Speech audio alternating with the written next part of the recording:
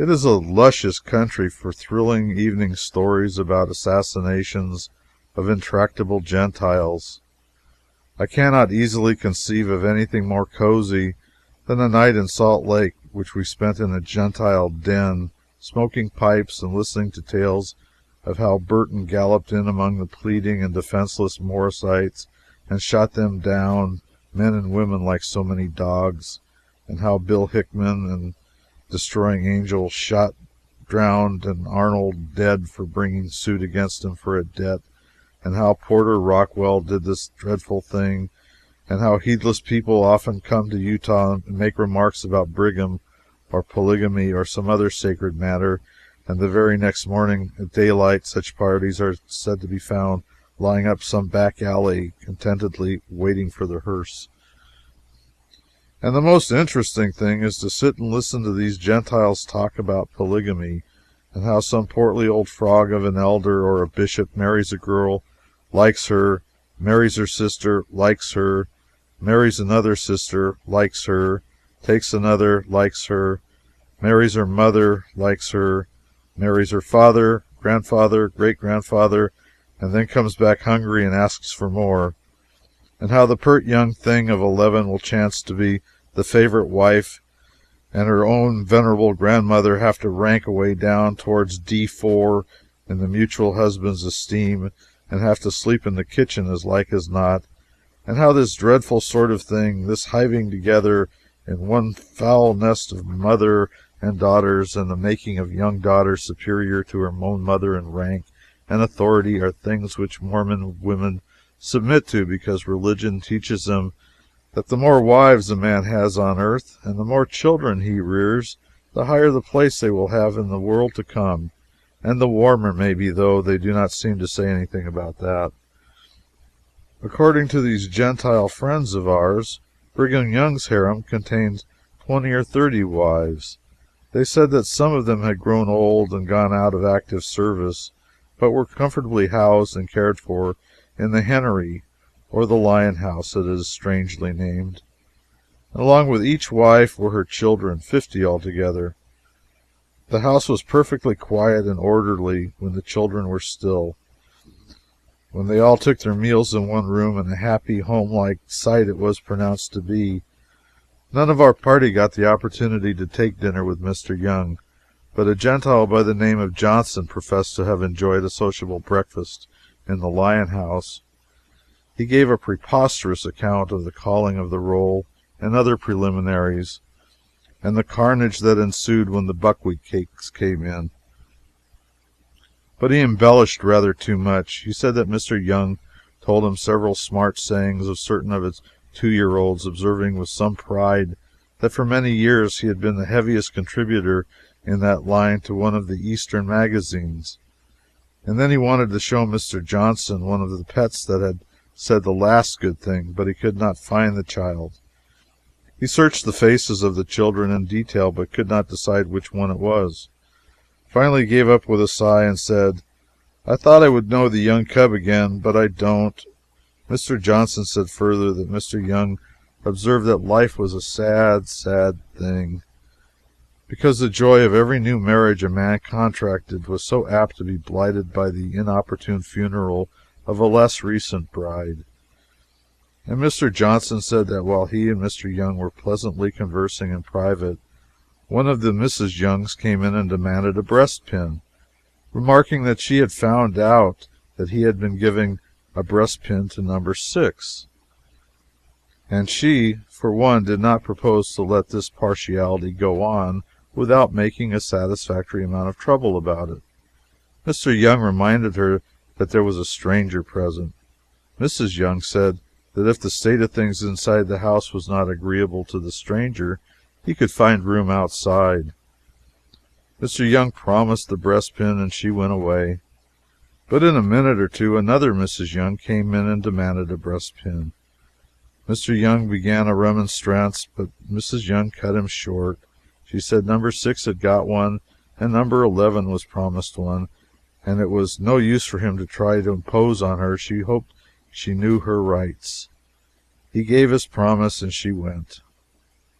And presently 3 Mrs. Youngs entered in a body and opened on her husband a tempest of tears, abuse, and entreaty, and they all heard about number 6, number 11, and number 14. 3 more breastpins were promised. They were hardly gone when 9 more Mrs. Youngs filed into the presence, and a new tempest burst forth and raged round about the prophet and his guest. 9 breastpins were promised, and the weird sisters filed out again. And in came 11 more, weeping and wailing and gnashing their teeth. 11 promised breastpins purchased peace once more. "This is a specimen," said Mr. Young. "You see how it is. You see what a life I lead. A man can't be wise all the time. In a heedless moment I gave my darling number 6, excuse my calling her thus, as her other name has escaped me for the moment, a breastpin. It was only worth $25. That is, apparently, that is its whole cost. But ultimately the cost was invariably bound to be a good deal more. You yourself have seen it climb up to $650. And alas, even that is not the end. For I have wives all over this territory of Utah. I have dozens of wives whose numbers even I do not know without looking in the family Bible. They are scattered far and wide among the mountains and valleys of my realm. And mark you, every solitary one of them will hear of this wretched breastpin, and every last one of them will have one or die. Number 6's breastpin will cost me $2,500 before I see the end of it. And these creatures will compare these pins together, and if one is a shade finer than the rest, they will all be thrown on my hands, and I will have to order a new lot to keep peace in the family. Sir, you probably do not know it, but all the time you were present with my children, your every movement was watched by my vigilant servitors. If you had offered to give a child a dime, or a stick of candy, or any trifle of any kind, you had been snatched out of the house instantly, provided it could have been done before your gift left your hand. Otherwise, it would be absolutely necessary for you to make exactly similar gifts to all my children, and knowing by experience the importance of the thing, I would have stood by and seen to it myself that you did it, and did it thoroughly. Once a gentleman gave one of my children a tin whistle, a veritable invention of Satan, sir, and one which I have unspeakable horror of, and so would you if you had 80 or 90 children in your house. But the deed was done, the man escaped. I knew what the result was going to be, and I thirsted for vengeance. I ordered out a flock of destroying angels, and they hunted the man far into the fastnesses of the Nevada mountains, but they never caught him. I am not cruel, sir. I am not vindictive, except when sorely outraged. But if I had caught him, sir, so help me Joseph Smith, I would have locked him into the nursery till the brats whistled him to death. By the slaughtered body of St. Parley Pratt, whom God assoil, there was never anything on this earth like it. I knew who gave that whistle to the child, but I could not make those jealous mothers believe me. They believed I did it, and the result was, that any man of reflection could have foreseen, I had to order 110 whistles. I think we had 110 children in the house then, but some of them are off at college now. I had to order 110 of those shrieking things, and I wish I may never speak another word if we didn't have to talk on our fingers entirely from that time forth until the children got tired of the whistles. And if ever any man gives a whistle to a child of mine and I get my hands on him, I will hang him higher than Haman. That is the word with the bark on it, shade of Nephi. You don't know anything about married life. I am rich, everybody knows it. I am benevolent, and everybody takes advantage of it. I have a strong fatherly instinct, and all the foundlings are foisted on me.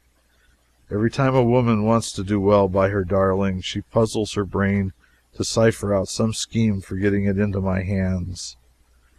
Why, sir, a woman came here once with a child of a curious lifeless sort of complexion, and so had the woman, and swore that the child was mine, and she was my wife, that I had married her at such and such a time in such and such a place. But she had forgotten her number, and of course I could not remember her name. Well, sir, she called my attention to the fact that the child looked like me, and it really did seem to resemble me, a common thing in the territory.